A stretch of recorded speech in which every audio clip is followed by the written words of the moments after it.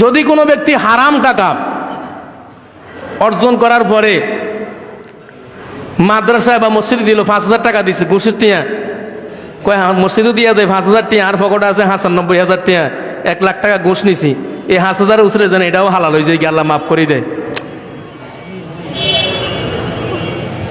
মুসল্লির কাছে দিল, হুজুরের কাছে দিয়েন আর বলেন আমাল্লাহ একটু দোয়া করার জন্য। আমি মসজিদে কি দিছি? 5,000 টাকা দিয়েছি, অথচ এই টাকাটা কিসের টাকা? হয় কারো হক, নয় ঘুষের টাকা, নয় সুদের টাকা, হারামের টাকা। কিসের টাকা? এই হারামের টাকা যদি কেউ দান করে, সওয়াবের জন্য দুয়াতনো তো দূরের কথা, মনে মনে যদি সওয়াবের নিয়ত করে, কিসের নিয়ত? যে আমি মসজিদে 5,000 টাকা দিলাম, একটা গরিবকে 5,000 টাকা দিলাম, কথা বলছেন নি? টাকাটা কিসের?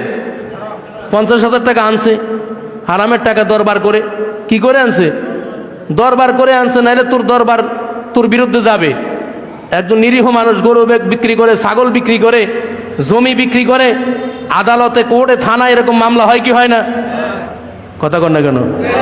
হ্যাঁ, লাখ লাখ টাকার কারবার হয়, অন্যায়কারীকে অর্থের বিনিময়ে নিরপরাধ প্রমাণিত করা হয়, ঠিক না ঠিক?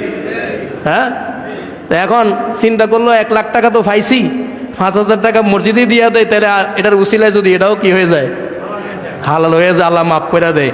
তাহলে এই নিয়তটা করার সাথে সাথে সে দোয়া চাওয়া তো দূরের কথা, এই নিয়তটা করার সাথে সাথে সে কাফের হয়ে যাবে। কি হয়ে যাবে? কারণ হারামের টাকা দিয়ে সওয়াব চাওয়া নয়, সওয়াবের নিয়ত করাটাও হারাম।